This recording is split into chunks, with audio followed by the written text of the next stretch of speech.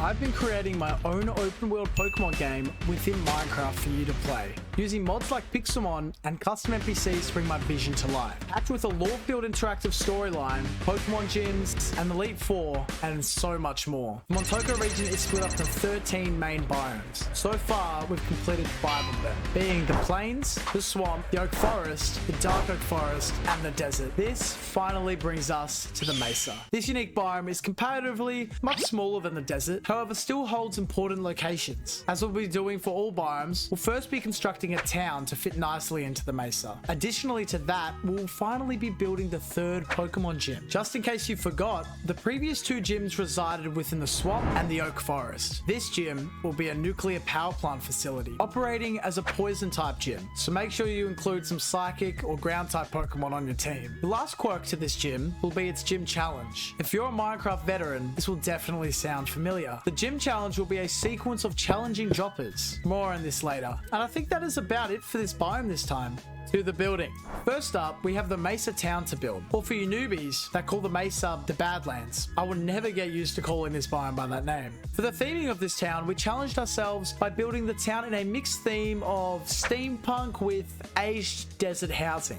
Whatever that means. Chuck on some stilts, and that's the theme objective for this town. We also decided to utilize a building technique we'd only been using up until recently, gradients. Now again, we aren't quite to this level yet, unfortunately. However, we gave integrating gradients a shot. In case you're unaware, the gradient technique in a nutshell involves progressively moving along the color spectrum using Minecraft blocks. To do this, you need a good color palette that works together nicely. This is the one we use for the walls of the houses. To top off the town, we wanted to add a little something extra to it to make it special. So we figured we'd introduce a lure shop. And here a shopkeeper selling all kinds of lures will be found. Lures? This word doesn't sound right. Lures are items in Pokemon that upon use will increase the chance of a specific type of Pokemon spawning. For instance, if I equipped a Dark Lure and I was in the plains at night, the Pokemon Zorua, who originally has a rare spawn chance, will now be more likely to spawn.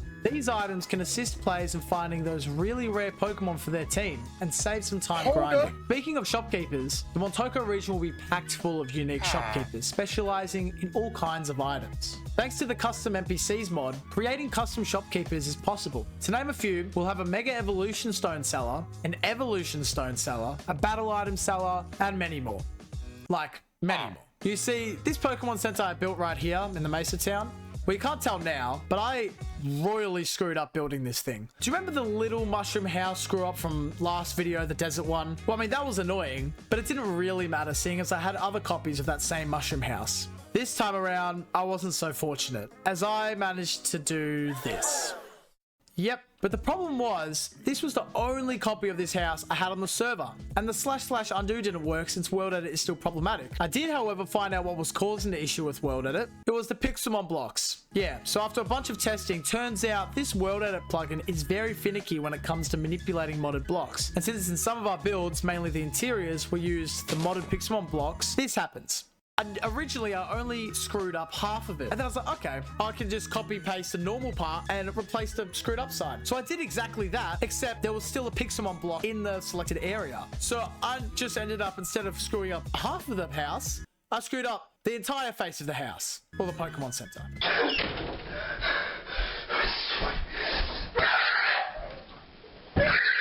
Anyway, so naturally, I had to rebuild the entire face of the building. And look, it could have been a lot worse, but it was still quite the sucker punch to the face. With the Mesa town complete, it was time to construct the nuclear power plant poison gym. Create the base of the nuclear reactors. I used a trusty World Edit that we know and love, using the /cylinder command and only doing one layer at a time. Within the nuclear power plant facility, there'll be 2 nuclear reactors and a workshop / lab facility owned by Gary Incorporated. Who the f is Gary?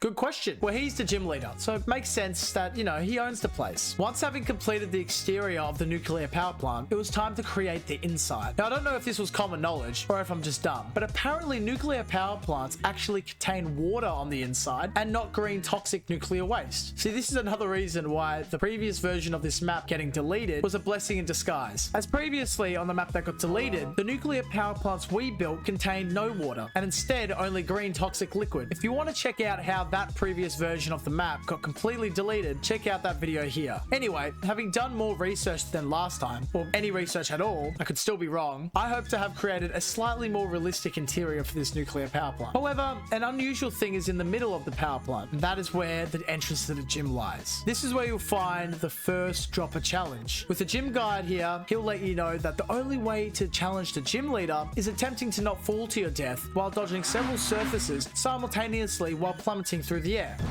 Droppers. Upon completion and beating of the trainers along the way, you'll finally reach the third gym leader, Gary. And with that, the mesa is finished. Let's have a look at the end result.